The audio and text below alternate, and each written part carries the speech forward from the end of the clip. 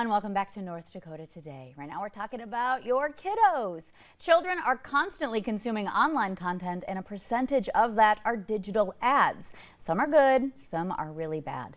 Dr. Stephanie Hansen from Sanford Healthcare is joining us here to really help us navigate these ads for our young, developing minds. Good morning. Good morning. You know, we've been talking a lot about children's health physically, and right now we're really taking a dive into the mental awareness and the exposure. Yeah. You know, the internet is a reality. Yeah. And our kids traversing the internet has just become part of their everyday lives. Yep. And, you know, I think we as parents, we need to be aware, we need to be educated about what's out there, what's happening, what are maybe some of the more risky things that could happen to your kids. Yeah, you know, a lot of times we think about predators and we think about making sure that they're not sharing any type of information online. But this is an incredible topic that I really don't think about. It's the targeted marketing and those messages dedicated to seeking out young kids. You want to tell us about that? Yeah. So parents appropriately have a lot of fear about predators that their kids may be encountering online, cyberbullying, you know, some of those really bad or scary situations. What they don't always think about is what their kids are exposed to every day online, and that's targeted advertising. Yeah. Yeah. So what ways is this really impacting young children negatively? Yeah. Well, when I think about targeted advertising, I think about you know, things that are kind of sneaky. Yeah. They're in part of what your child is consuming, whether that's an app that has maybe ads implanted in it to, you know, they have to get extra tokens so they have to watch the ad, or it's you know, in the streaming services they're watching, a lot of those have ads. I just saw this statistic the other day that said 96% of kids' games apps have targeted advertising as part of them. So it's there, it's part of it. What worries me is the message that that's sending kids that parents and kids are not even aware of. So, you know, I've taken a look, and it's, you should be eating this.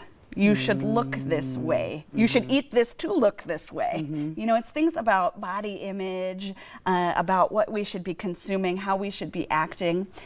The problem is as we view those, that algorithm is set up to feed you more and more and more of what you're viewing. So you get kind of pigeonholed and get this wrong sense of, you know, what's predominant in our culture and in our world. Yeah, I know personally I experience that all the time with targeted ads or just social media algorithms never showing me what I actually want to see. And I think that same thing happens to so many of us social media users. We really do get pigeonholed.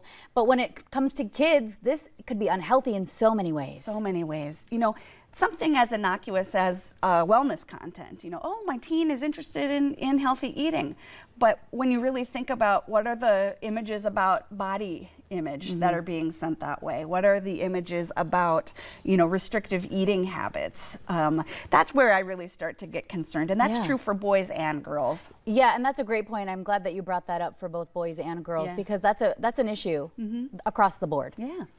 Another area of concern is just substance use, so promoting a culture of alcohol use, of marijuana use, of cigarette use, and vaping. That's very pervasive, and the companies that are marketing that are very intentional about targeting teens, because they know the earlier in life that you're exposed to that messaging, the more likely you are to be a consumer.